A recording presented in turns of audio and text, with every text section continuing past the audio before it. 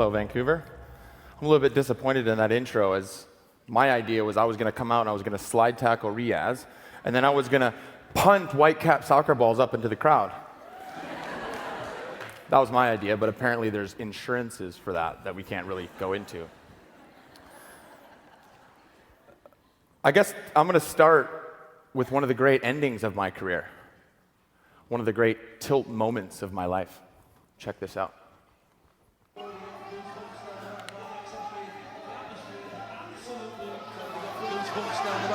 The atmosphere is absolutely incredible. It really is. Both sets of support. Isn't that great? Seriously, look at that. That is amazing. It is a match worth millions of pounds, but it's also a match worth millions of memories. It is Leeds United against Watford for a place in the Premiership.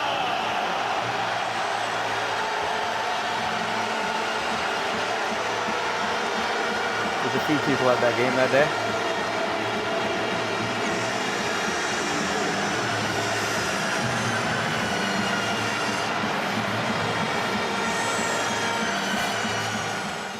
Deal with it.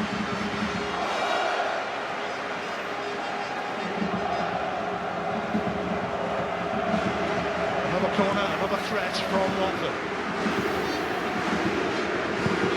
Ashley Young delivers, and DeMerit puts Watford in front. The American makes his mark in the quarter. He's going to do it before. They've done it now, and Rob Holt will hang his head in shame. Because it's a difficult run for DeMerit. It's a simple little run from Rob Holt. He can't believe it. He stood with his man to begin with. Watched them on the penalty spot. Now he lets him go. Once he's gone, he can do nothing about it because he's charging in towards the box to put the header in. Leeds don't have anybody on the post. Not that they've saved it anyway because he hits this with the beat of his head back into the back there. Look at Neil Sullivan. He's anxious. He knows it's going across the goal. He can do absolutely nothing about it. Watford are in front. Not bad. It's funny, no matter how many times I watch that video, it still gives me goosebumps. Well, Watford FC ended up scoring 2 more goals, and we won that game 3-0 and got promoted to the Premier League, the biggest soccer league in the world. But it's interesting because, one of the things I remember most of that game was actually even before the game had even started, as the teams walked out of the tunnel into the halfway line. There's 70,000 people going crazy, and there's smoke around. And I just remember standing on that halfway line, smiling. But not like the, oh my God, I'm so happy to be here smile, or the, oh my God, I'm so nervous, there's 70,000 people here, what if I make a mistake smile. For me, it was that moment where you stand on that halfway line and I deserve to be here smile. I've been preparing my whole life for this smile. And for me, I was ready for that moment. But what I mean by that story is that as a society, we have a problem that we're wired to prepare for the worst or to be ready when disaster strikes.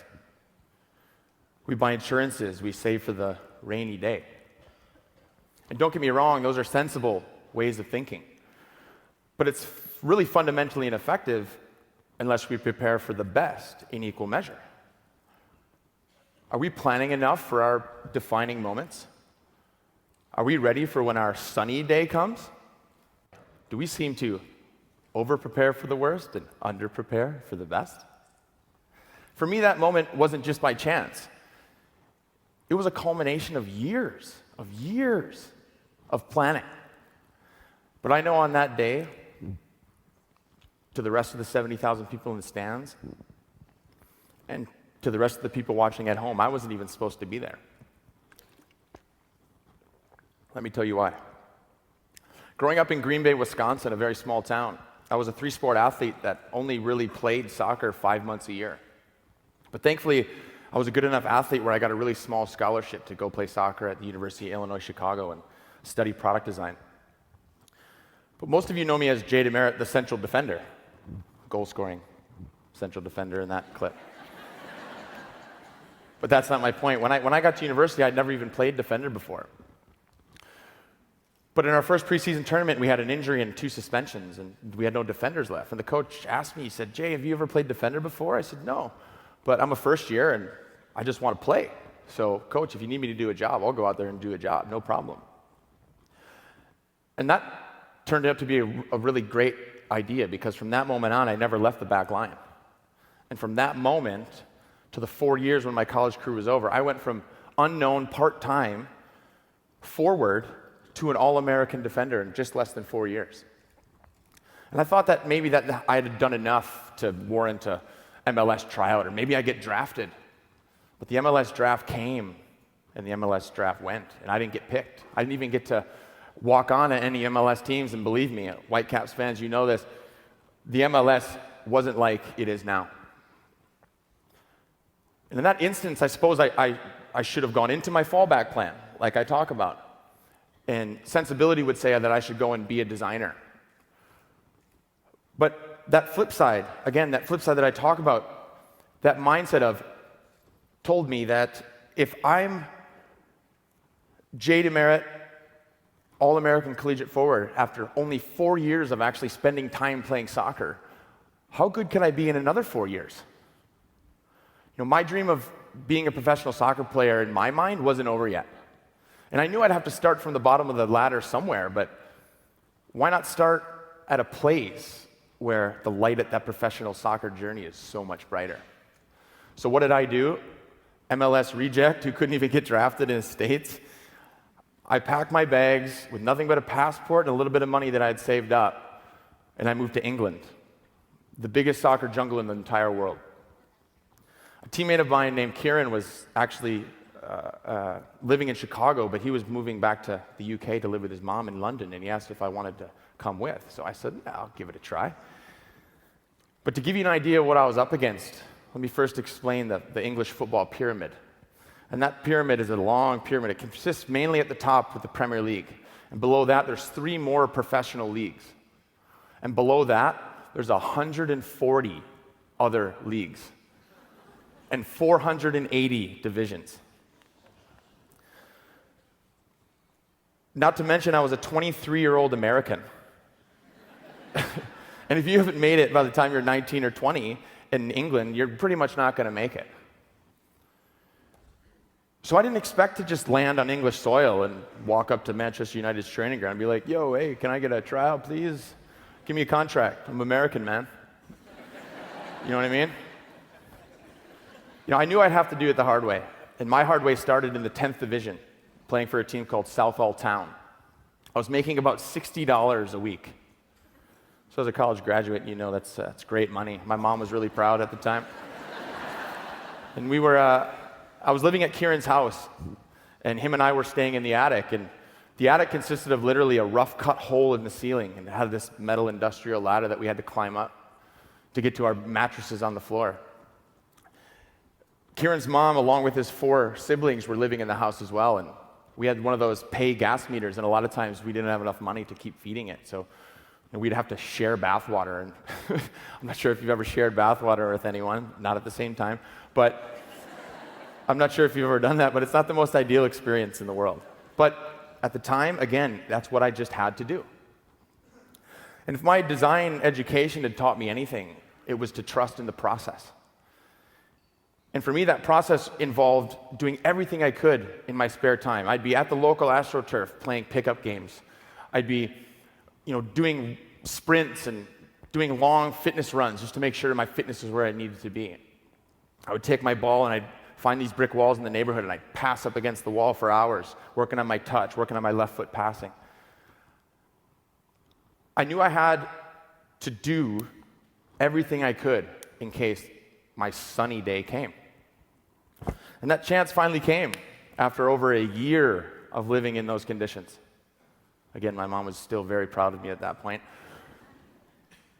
But the Watford coach had seen me play, and he called my coach and asked me if he could take me for a 2-week trial.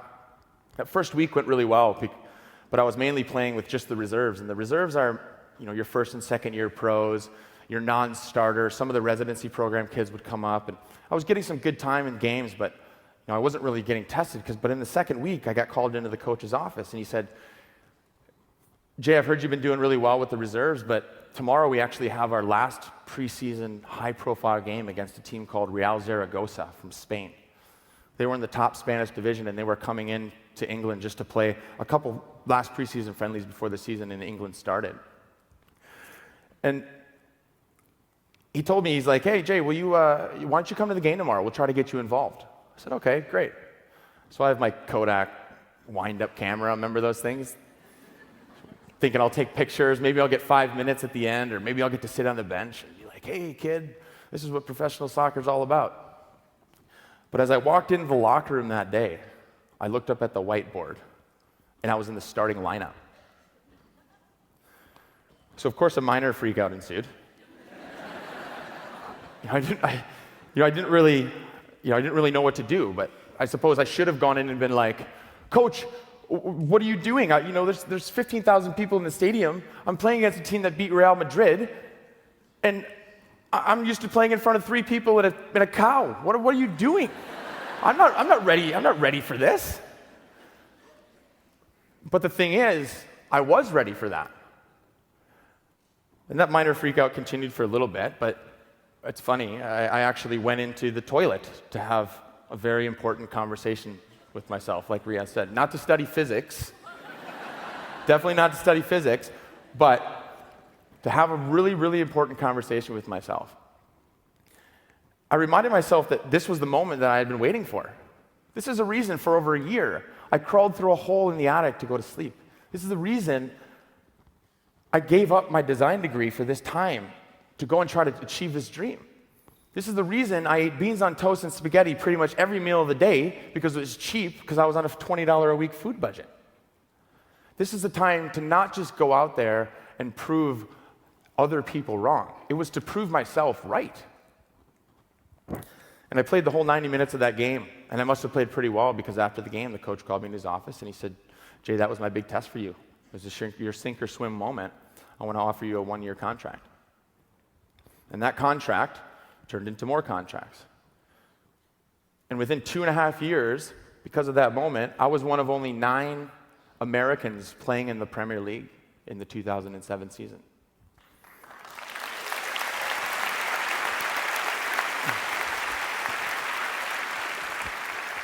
And that put me in the spotlight to get called up to my national team.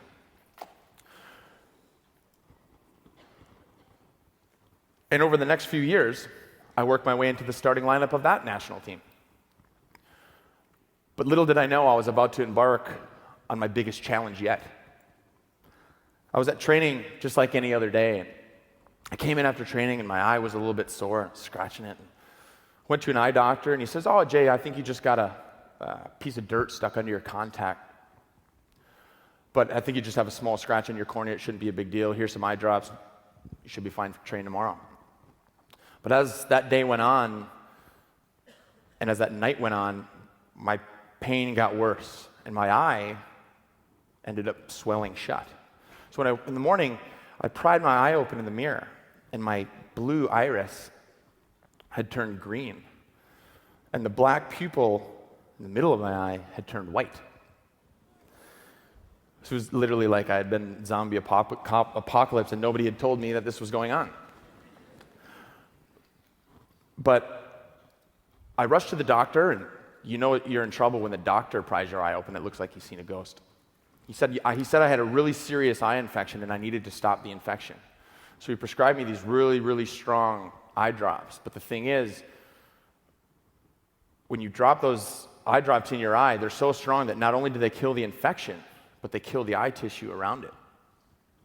So it was a race against time. And for 48 hours, on the hour, I had to wake up and drop my eye. And I had to see how much of my eye tissue I could save. But after those 48 hours, I had lost 70% of my eye tissue. 6 months before the World Cup in the 2010 in South Africa, and I was blind in my right eye. I didn't know if I'd ever see again, let alone play again. And I most certainly didn't know if I'd ever play in a World Cup. But I shifted back to the process because I didn't have any time. I didn't have time to figure out all these other things. So I sat down with my eye doctor and my surgeon, and we formulated a 3-month plan. I had 6 months before the World Cup, and I had to play within 3 months. So first thing I had to do was get a corneal replacement. So that's replacing the window of my eye with a cadaver, with an organ donor. Apparently they're in North Carolina. I didn't know that, but I thought, I was getting a piece of home, so I was pretty happy. But for the first 3 weeks, until the scarring had healed, I had to sit in the dark for 3 weeks. I couldn't look at a laptop. I couldn't look at a TV screen, and I could hardly go outside. So again, in those times of darkness, it's very easy to think, oh God, I might not ever see again. Or, as Leslie said, you go into these mindsets where you could easily be negative. But for me, I thought about that sunny day. If I can get through these 3 months and play in a World Cup, what would it be like to walk out against England in the biggest sporting event on the planet? What would it be like to throw on a jersey with my country's colors and be one of the few represented in the biggest stage? And I suppose, at that time, I just had to give myself the best chance for surgery. So I worked with the eye doctor, and after I had my surgery, I would go in every week, and he would adjust my sight. I had a single starburst stitch around my whole eye, and I would go in early, and he would test my sight, and then based on my sight test, he would pull with my eye awake, pried open like Clockwork Orange. He would grab each stitch and slowly shape the cornea to make my sight better. And bit by bit, I did get better. I was on the plan. I was getting there. I sat in my room for hours and threw a tennis ball up against the wall for hours, trying to teach my eyes and my hands to work together again. I knew I'd have to be judging balls in the air. I knew I'd have to be judging balls with the feet, passes getting to me. So I had to train myself. They told me to play video games, which wasn't the worst rehab I've ever had. But I did that. I had to teach my hands and my eyesight to work together again. They made a protective eye contact for me so I could play. And I actually played for 2 months with a stitch in my eye. About 2 months before the World Cup, I get a call from my US manager, and he says, Jay, I know you've been through a lot, but we have one more high-profile friendly before the World Cup, and it's against Holland in Holland. And Holland at the time was ranked 3rd in the world. They have the best players playing around all of the best leagues. So again, that was an easy time for me to go, oh, coach, this is my first game back. You can't throw me into an IX stadium in front of 60,000 people. How am I ever going to play well? But I shifted focus. I went back, and I knew which players I was going to play against. So I researched them. I knew their tendencies. I went into that game fit as a fiddle, ready to rock and roll. And literally on that game, I stayed within myself. I played to my strengths. In moments of big grandeur excitement, you got to know yourself, and you have to make sure that you're doing what you're capable of and not letting the moment get the best of you. And again, I must have played pretty well, because 2 months later, I got called into the World Cup squad, the first 23-man U.S. national team. And I became one of only 7 Americans in that whole entire 23-man squad that played every minute of the 2010 World Cup in South Africa. So, again, but my dream of playing in a World Cup and playing professional soccer in general had come true.